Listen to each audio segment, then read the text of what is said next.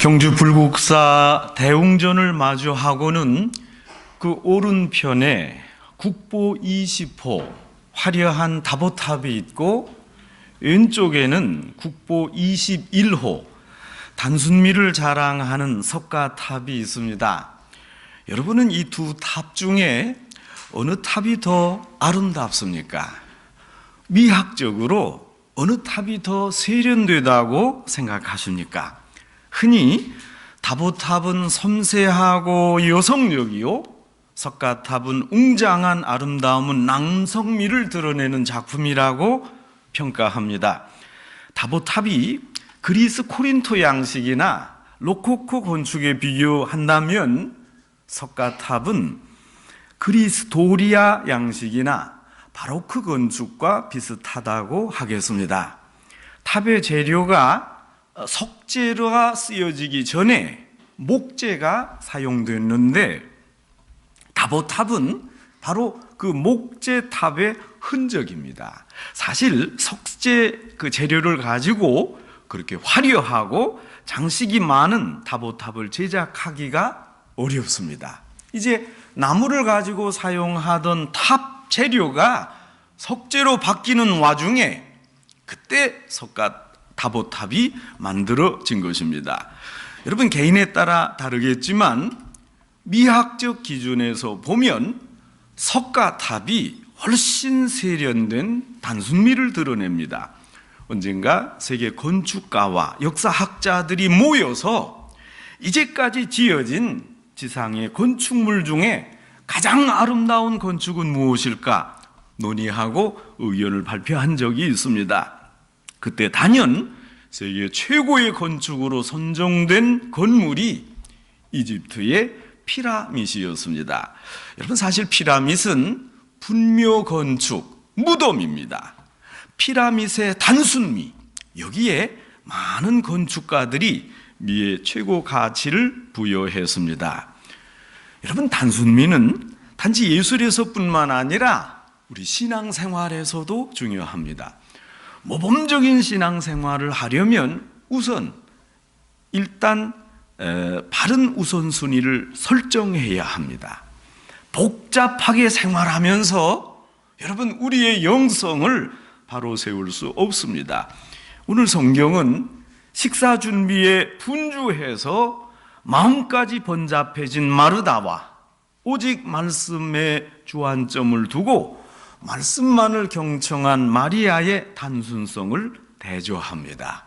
마리아처럼 가장 중요한 일을 정해서 결정하고 나는 이것을 하겠다 하고 그리고 집중하는 것, 이것이 신앙생활을 잘하는 올바른 비결입니다. 이 단순성을 강조하는 게 오늘 본문의 요점입니다. 오늘 성경에 등장하는 마르다, 마리아 자매는 예수님과 아주 각별한 사이였습니다. 이 자매에 관한 기록은 요한복음 11장에도 나옵니다. 요한복음에서 예수님은 나사로의 죽음을 접하고 슬퍼하며 눈물을 많이 흘리셨고 결국 그 죽은 나사로를 살려내셨습니다. 그리고 나사로를 우리 친구라 이렇게까지 말씀했습니다. 마르다의 세심한 섬김을 받은 예수님도 좋은 것으로 갚아주셨습니다. 어느 학자는 이 마르다의 남편이 문둥병자 시몬이다 이렇게 주장을 합니다. 그 학자 주장에 따르면 예수님께서 마르다의 남편 시몬의 문둥병을 말끔히 고쳐주셨습니다. 여러분, 그때는 문둥병이 꼼짝없이 죽을 병입니다. 그러니까 지금 예수님이 이 집안과 이렇게 아주 깊은 관련이 있다, 관계성이 있다 한 겁니다. 여러분, 그런데 대체로 이 집에는, 대체적인 학자들의 주장은 이 집에는 세 사람이 살고 있었다 이렇게 말합니다. 마르다와 나사로와 마리아입니다. 이들 형제 자매가 관계인 것은 알지만 정확하게 누가 연장자인지는 잘 모릅니다. 다만 마르다가 언니요, 마리아가 동생으로 알려져 있습니다. 지금 친자매 마르다와 마리아는 예수님을 한없이 존경했고 예수님 역시 이 친지인 나사로의 누이들을 아주 극진하게 생각했습니다. 이렇게 예수님과 나사로 집안이 아주 좋은 관계를 유지하고 예수님으로부터 특별한 사랑을 받았습니다. 오늘 예수님이 베다니를 지나가시다가 마르다 집에 들어오셨습니다. 마르다는 기쁜 마음으로 예수님을 자신의 집으로 영접했습니다. 이렇게 찾아오신 예수님을 위해서 마르다는 우선 음식 준비에 전념했습니다. 갑작스럽게 오셨지만 이렇게 귀한 손님이니까 정성스레 대접하려고 분주했습니다. 어떻게 하면 예수님께 더 맛있는 음식으로 대접할까? 이렇게 마르다는 동분선주했습니다. 한편 언니 마르다는 음식 준비로 이렇게 바쁜데 동생 마리아는 손 하나 까딱하지 않고 저쪽 예수님 발 앞에 앉아서 말씀만 듣고 있습니다. 언니 마르다는 이 바쁜 중에 도와줄 생각을 하지 않고 가만히 앉아서 말씀만 듣고 있는 동생 마리아가 얄미웠습니다. 여러분, 저는 남자이지만 이런 부엌의 상황 아주 충분히 이해가 됩니다. 사실 저희 집은 교회 다니기 전에 제가 한 대학 시절부터 교회를 다녔는데 그 전에 유교식 제사를 철저하게 지내는 가정이었습니다. 아버지의 아버지의 아버지의 아버지, 여러분 아버지의 사승은 고조 할아버지입니다. 고조 할아버지까지 제사를 모셨으니까 또 중간에 싱글로 돌아가신 분들을 다 포함해서 1년에 키 제사만 무려 14번을 드렸습니다. 물론 제사 준비를 할 때 가장 바쁜 이들은 여성입니다. 부엌에서 저희 어머니와 네 형수님들이 음식 준비를 할 때 보면 이를 분담하여서 철저한 질서 속에 진행했습니다. 여러분, 또 그런 음식을 준비할 때는 아주 정성을 다하고 옷도 매무새도 가다듬고 말도 주의하지 않습니까? 제사 날이 돌아오면 아주 바빴습니다. 우선 제수용품을 장만하러 시장으로 장을 보러 갔습니다. 어떤 품목은 일주일 전에 마련하기도 했습니다. 자꾸 값이 오르니까 키 제사를 밤 12시경에 지내지만 제사 당일에는 점심때부터 음식 준비를 시작했습니다. 분가해서 살던 둘째, 셋째, 넷째 형수님들이 언제 와서 제수 음식을 준비하나 이것부터 중요했습니다. 여기에 작은 아버지 식구들 또 사촌 형수님들도 함께 했습니다. 여러분, 그때 제 어린 눈치로 봐도 대충 알 수 있었습니다. 아, 저 형수님은 일찍 와서 열심히 하는구나. 저 형수님은 아기 핑계 대고 늦게 오고 와서도 일은 안 하고 이 음식 짜네, 싱겁네 이렇게 맛만 보는구나. 여러분, 그래서 막내가 눈치가 빠릅니다. 좀 일찍 와서 제사 음식을 만들 때 돕지 않고 어떤 분은 아예 제사 드릴 시간이 다 돼서 형님과 함께 늦게 오는 형수님도 있었습니다. 여러분, 여기에 부엌에서 일하는 여성들 간에 아주 미묘한 긴장 관계가 흐르는 것을 감지했습니다. 여러분, 다 알 수 있습니다. 여러분, 교회에서 그렇지 않아요? 어떤 분은 부엌 일 절대 안 합니다. 좀 도와가며 하면 좋겠는데 교회에 공주님들이 많습니다. 이게 문제입니다. 사정이 이러하니까 마르다 보기에 마리아가 얼마나 얄미웠겠습니까? 지금 이렇게 음식 준비로 바쁜데 언니 사정을 다 아는 터인데 가만히 앉아서 예수님 말씀만 듣고 있습니다. 아마 날씨가 더워서 부채를 붙여가며 들었는지도 모르겠습니다. 동생 마리아는 원래 철이 없어서 그렇다 하더라도 이 내용을 다 알면서도 이런 상황에서 연신 말씀만 하시는 예수님까지 마르다는 이게 원망스러웠습니다. 예수님이 이 철없는 마리아를 타이를 법도 하잖아요. 너 그러지 말고 언니 좀 도와주라. 또 이 바쁜 중에 왜 지금 꼭 말씀해야 되는 겁니까? 말씀을 좀 중단하시든가 하시지 왜 하필 이때에 집에 오시자마자 계속 말씀하는 겁니까? 마르다가 보기에 예수님도 영 분위기 파악 못했습니다. 그런데 예수님은 이런 것마저 아랑곳하시지 않고 그저 말씀만 했습니다. 마르다, 내가 속이 상하든 말든 나는 말을 할란다 그랬습니다. 이제 참다 못해 화가 난 마르다가 철없는 마리아를 제쳐놓고 아예 직선적으로 예수님을 향해 불평을 퍼부었습니다. 예수님, 제가 이렇게 바쁜데 왜 저 혼자 일하도록 내버려 두십니까? 음식 준비가 쉬운 줄 아십니까? 지금 제가 음식 하나 만드는 게 아닙니다. 이렇게 많이 준비하는데 여러분, 예수님이 좀 도와주라고 하면 안 되겠습니까? 예수님이 말씀하실 때 들을 청중이 있어야 하겠지만 음식도 혼자서 준비할 수 없습니다. 동생을 타이르고 꾸짖어서 이 언니를 도와주라고 하셔야지. 예수님은 이 바쁜 제 사정을 보고도 왜 못 본 채 하십니까? 마르다 아주 직선적입니다.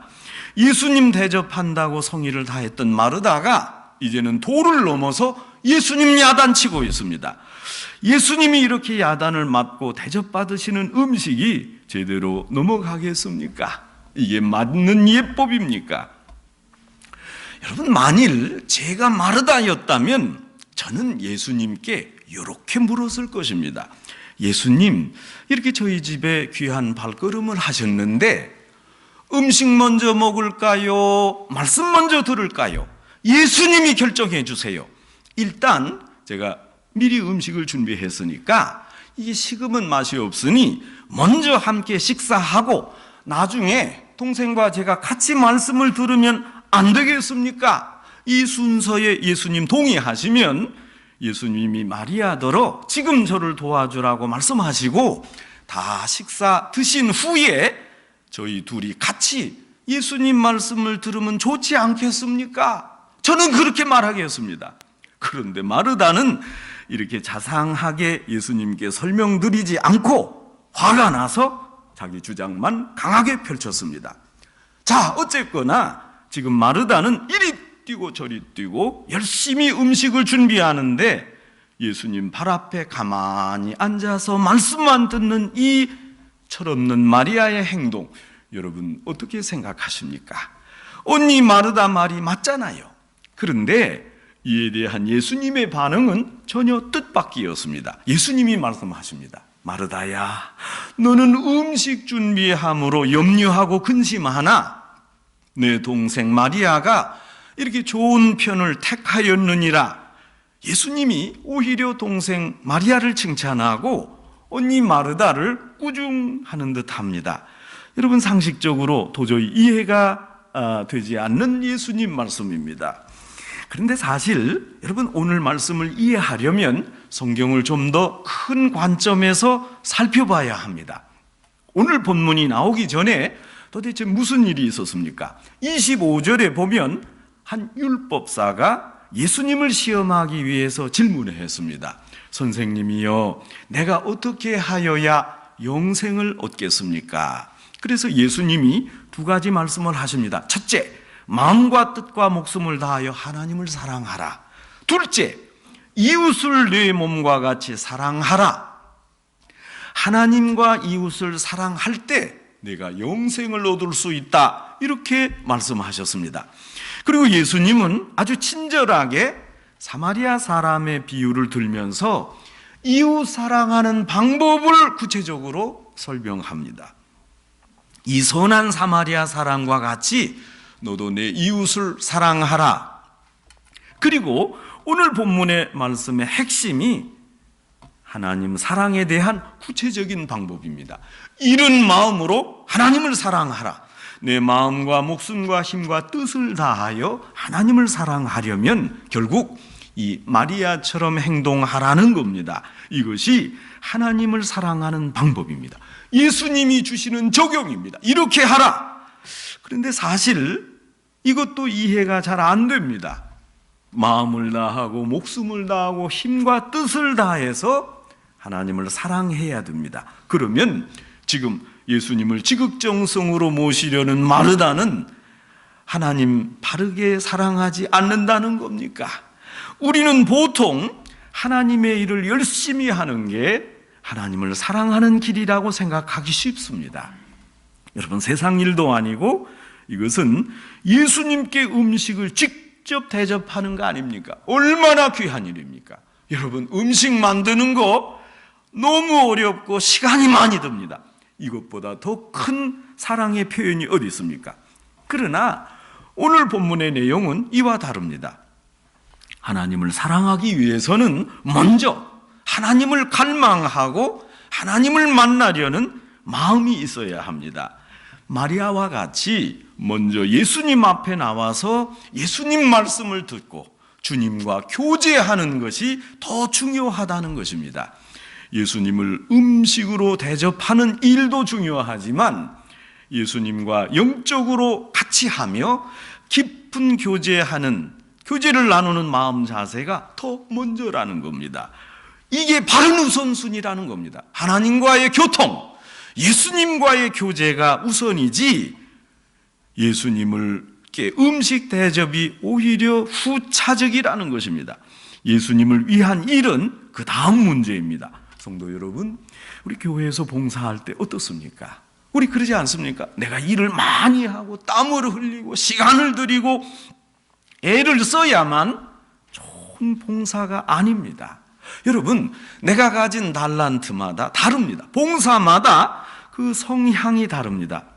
무엇보다 하나님으로부터 받은 은혜가 우선입니다.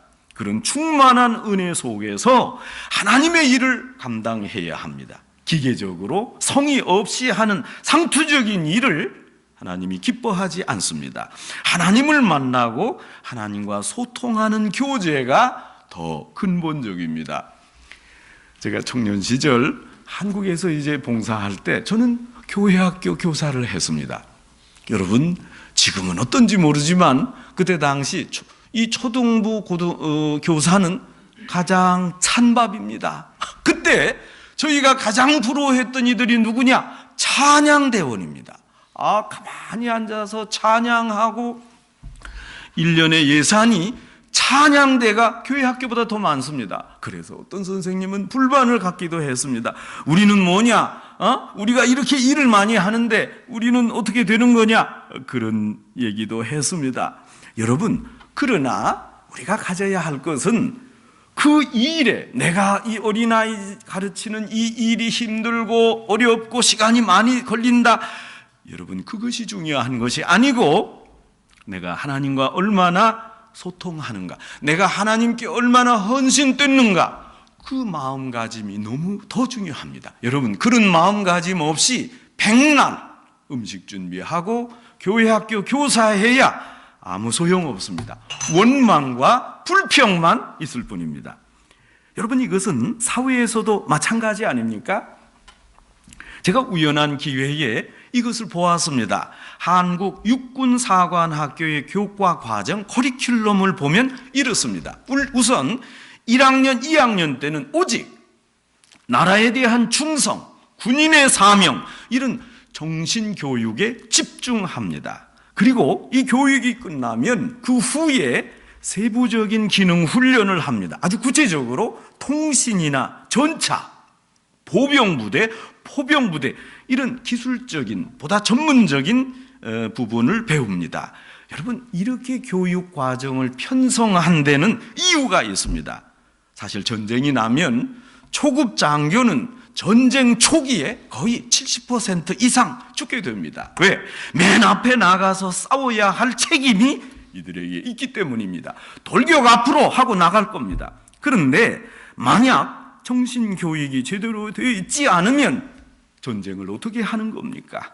아무리 훌륭한 기술을 가졌어도 정신이 무장되지 않으면 전쟁 시작하기도 전에 이미 패배하는 겁니다. 여러분, 아무리 훌륭한 기술을 가져도 안 됩니다. 기능이나 일은 그 다음입니다. 내가 군인으로서 어떤 정신으로, 어떤 존재로 살아야 하고 전쟁을 치러야 하나, 이것이 관건입니다. 여러분, 우리 신앙도 마찬가지 아닙니까? 내가 먼저 어떤 존재로 하나님과 어떤 관계를 맺고 있느냐, 이게 근본입니다. 그것이 음식 준비건 말씀을 듣는 것이건 그것은 오히려 다른 문제입니다. 이 근본이 없으면 아무리 훌륭한 요리하는 기술이 있고 또 교회 학교로 일을 많이 봉사하고 청소하며 교회를 지켜도 소용없습니다. 오히려 그 일로 인해서 그나마 가지고 있던 신앙도 없어지기 때문입니다. 이 마리아를 보세요. 지금 불평의 화가 잔뜩 나 있습니다. 오늘 본문에서 예수님은 이것을 지적합니다. 여러분, 지금 마르다는 아주 분주합니다. 비록 이것이 주님의 일이라고 하지만 그 분주함 속에 자기를 잃어버렸습니다. 일의 본말을 잊었습니다. 바쁘고 분주해서 일에 매여서 뭐가 중요한지 몰랐습니다.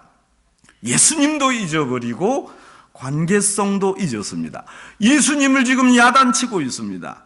이 마리다의 마음을 예수님이 잘 알고 있습니다. 그래서 오늘 41절에서 예수님이 뭐라고 말씀하십니까? 마르다야, 마르다야, 내가 많은 일로 염려하고 근심하지만 몇 가지나 혹 한 가지로 족하다. 여러분, 이게 무슨 말씀입니까?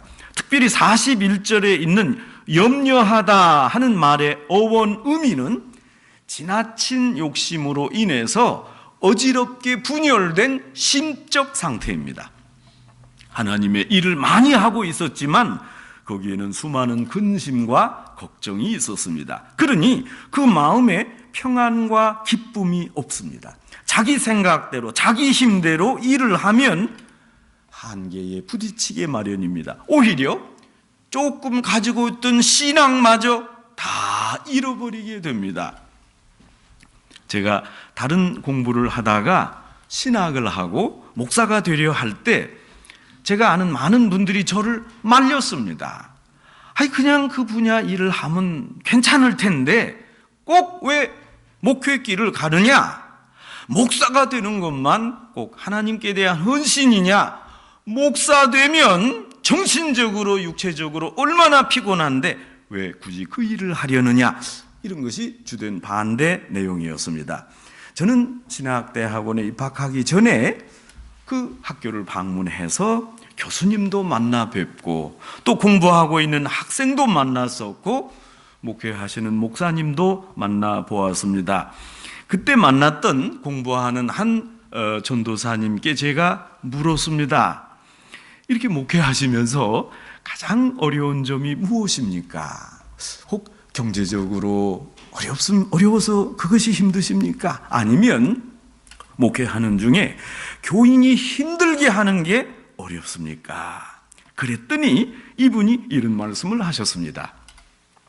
목회하면서 제일 힘든 게 뭔지 아십니까? 경제적인 것도 아니요, 교인들 때문에 힘든 것도 아닙니다. 내가 지금 하나님과 바른 관계를 가지고 있는가? 내가 단순하게 하나님만 바라보고 목회하고 있는가? 아니면 이 생각 저 생각 잡다한 생각으로 바쁜가? 이 점이 어렵습니다. 이런 확실한 하나님과의 관계가 없다면 목회를 힘있게 할 수 없습니다. 그런데 이런 확실한 마음 없이 목회하는 목사님들 많습니다. 저는 지금 와서 생각해 봐도 그 목사님 말씀이 맞다고 생각합니다. 여러분, 내가 하나님과 단순하게 교통하고 확신 없이 무슨 목회를 한다는 겁니까? 이것이 목사만의 일입니까? 온 크리스찬의 일입니다. 여러분, 지금 어떻게 신앙생활을 하시는 겁니까? 하나님 앞에 또 예수님과 바른 관계성을 가지고 있습니까? 어떤 일을 하는 게 중요한 것이 아닙니다. 그것은 결과일 뿐입니다. 문제는 근본입니다. 중요한 것은 하나님과의 관계요, 하나님을 향한 나의 간절한 사랑입니다. 여러분, 얼마나 그 사랑이 간절하십니까? 그것이 목회가 되었건 봉사가 되었건 자기 개인 일이건 간에 일은 결과입니다. 그러나 정작 중요한 것은 그게 아닙니다. 일은 오히려 두 번째입니다. 첫째, 지금 하나님과 내가 어떤 관계를 맺고 있느냐 하는 겁니다. 하나님과 올바른 관계 없이 여러분 그 많은 일을 한다 한들, 하루 종일 교회에서 수고한다 한들 그게 무슨 소용입니까?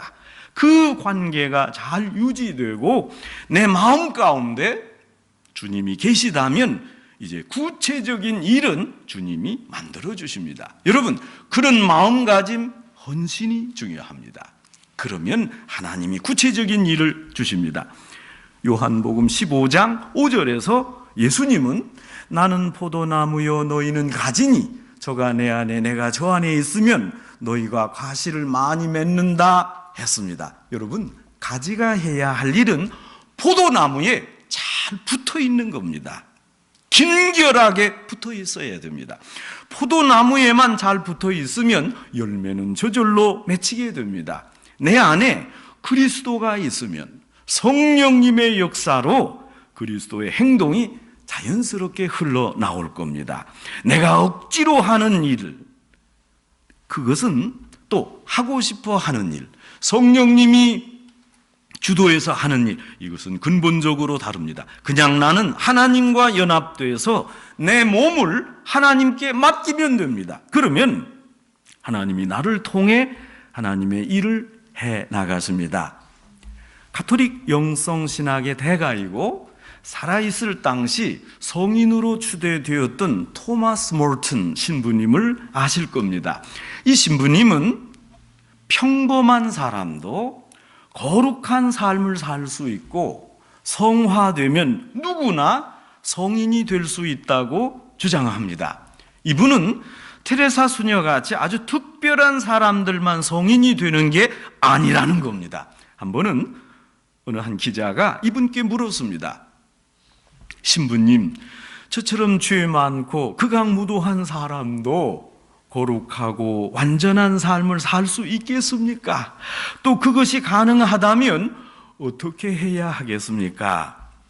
토마스 몰튼 신부님이 이렇게 간단하게 대답했습니다. 거룩한 삶은 내가 노력하거나 내가 착한 일을 많이 해서 이루어지지 않습니다. 오직 내 안에 그리스도를 모시고 살면 거룩이 자연스럽게 이루어집니다. 이분은 결론적으로 신앙은 행위의 문제가 아니라 존재 문제라고 주장했습니다. 내가 무엇을 성취하려고 분주하게 이리 뛰고 저리 뛰고 이렇게 찾아다니는 게 아니라 오히려 내 안에서 주님이 역사하시도록 단순하게 하나님의 말씀을 받아들이고 주께서 역사하시도록 내 몸을, 내 정신을 맡겨드리는 것이 우선입니다. 하나님의 관점은 얼마나 많은 일을 했느냐가 아니라 하나님과 얼마나 올바른 관계를 유지했느냐, 이게 아니겠습니까? 그런데 신앙은 그래서 행위 문제가 아니라 존재 문제입니다. 신앙은 업적이 아니라 태도요 마음입니다. 성도 여러분, 업적과 성과를 내세우기보다 좀 덜 중요한 일에 열심을 내지 맙시다.